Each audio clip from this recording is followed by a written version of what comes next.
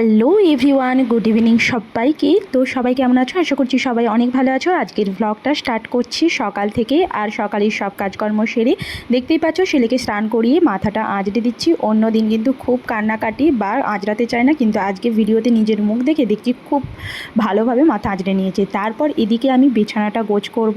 মানে আমার আজকে বিছানাতে যা কিছু ছিল সমস্ত কিছু আমি রোদে দিয়েছিলাম। আগেই বলেছি আমাদের এখানে 7 দিন টানা বৃষ্টি হওয়ার পর আজ 3 দিন হবে হয়তো এমন মানে ভালো মতো রোদ উঠেছে। তো সেই কারণে আগের দুদিন তো দেয়া হয়নি, অন্য কিছু জামা কাপড় যা ছিল সব কিছু জামা কাপড় শুকনো করার কারণে। তো আজকে এই গদিগুলো আর সব কিছু রোদে দিয়েছিলাম বাড়ি সারে, তো সেগুলোই আমি আজকে ভালোভাবে আবার পেতে নিচ্ছি বিছানাতে। আর জানো তো শীতকাল তো দিয়েই থাকি আমরা রোদে, কিন্তু শীতকাল কি গরমকাল কি বর্ষাকাল একটু যখন রোদ হবে তখন যদি আমরা বিছানা কাঁথা কাপড়গুলো একটু দিয়ে থাকি তাহলে তো জীবাণুমুক্ত হবেই, সাথে কিন্তু বালিশ বিছানাগুলো কিন্তু বেশ সুন্দর, মানে তুলোগুলো যে সরে যায় সেগুলো কিন্তু আবার ঠিকঠাক জায়গায় আসে।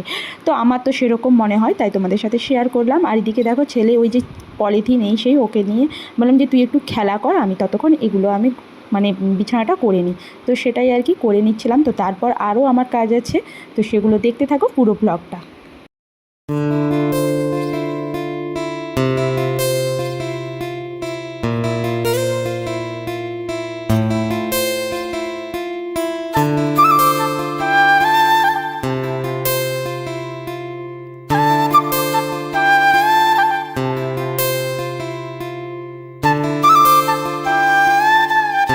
বিছানাপত্র রেডি করে নিয়েছি। তো তারপরেও যা কিছু নোংরা ছেলে করেছিল সেগুলোও পরিষ্কার করে নিলাম। আর এদিকে আমি জানালাটা খুলে দিলাম, সকাল থেকে জানালাটা খোলা হয়নি, তার আগে যে পর্দাটা ছিল সেটা তো আমি সরিয়ে নিচ্ছি। আর এদিকে জানালাটা কিন্তু খুলে দিলে খুব ভালো রোদ হাওয়া বাতাসটাও কিন্তু ভালো মতো আসে।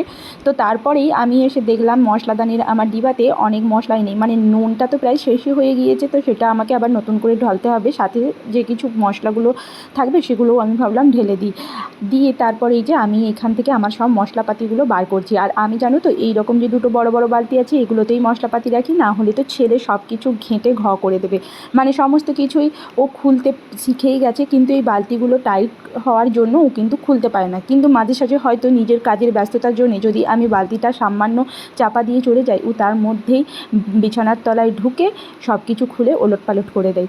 তো এই যে তারপর আমি সমস্ত কিছু ঢেলে নিচ্ছি মশলাদানিতে। আর মশলাদানিতে আগে থেকে সব কিছু ঢেলে রাখলে রান্নার সময় তখন আর অসুবিধায় পড়তে হয় না, না হলে তখন মনে হয় রান্না করতে করতে দূর এটা নেই ওটা নেই। তাই জন্য আমি চেষ্টা করি যখন আমি সময় পাই তো সব মশলার ডিব্বায় আমি সব কিছু মশলা ঢেলে রাখার।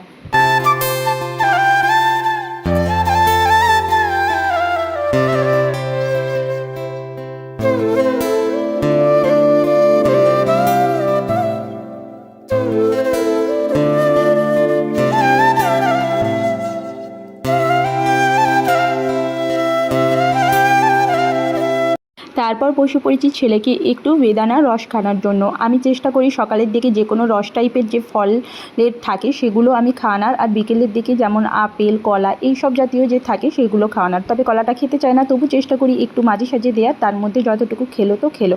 আর এই বেদানাগুলোকে প্রথমে ছাড়িয়ে নিলে ও এরকমই করতে থাকবে, ও বলবে আমি খাবো খাবো, কিন্তু একটাও খেতে পারে না, বিশ্বাস করো। সব কিছু ওই মুখের মধ্যে রেখে দেয়, দিয়ে তারপর সব ফেলে দেয়। তো আমি এইগুলো সব কিছু হাতের সাহায্যে মানে রসটা বার করে নিয়ে ছেঁকে আমি গোঁদলের সাহায্যে খাবো। গোঁদলে একদমই খেতে চায় না, খুব কান্নাকাটি করে, তবুও আমি জোর জবরদস্তি ওকে খাইয়েই দিই, কেননা না খেলে এইটুকু নয় ফলের রস।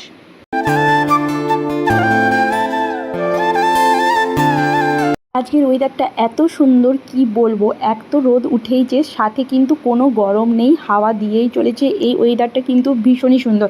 আগে যখন প্রথম পুনেতে এসেছিলাম ঠিক এরকমই ওয়েদার ছিল, তবে মাঝখান 1 থেকে 1.5 মাস এত গরম পড়েছিল যে বলার বাইরে। কিন্তু আবার দেখলাম বৃষ্টি হওয়ার পর এরকম ওয়েদারটা হয়ে গেছে। জানি না কদিন থাকবে নাকি এরকমই থাকবে, সেটা আমি থাকলেই বুঝতে পারবো। জামা কাপড়গুলো এত ভালো রোদ দিয়েছে যে সব কিছু ভালোভাবে শুকনো হয়ে গিয়েছে, আমি তাই আবার উল্টো দিকে মেলে দিচ্ছি যাতে করে আরও ভালোভাবে শুকনো হয়ে যায়। আর এদিকে আমি ছেলের খাবার খাবারটা করে নিচ্ছি। আমাদের খাবার অনেক আগেই সকালে রেডি হয়ে গিয়েছে, তো এর জন্য আমি একটু মুগ ডাল, একটু উচ্ছে, গাজর, একটু শাক, পটল আর একটু সয়াবিন অ্যাড করব। দিয়ে সমস্ত কিছু ভালোভাবে ধুয়ে একটু আমি 15 থেকে 10 মিনিট, ওই 15 মিনিটের মতো ভিজিয়ে রেখে দেবো, যাতে করে ওই ডালটা একটু নরম হয়ে যায়। তো তারপরেই ওই খিচুড়ি টাইপের মতো একটু করে দেবো। আর বাচ্চাদের জন্য তো খিচুড়ি কতটা উপকারী সেটা তো আমাদের সবারই জানা কথা।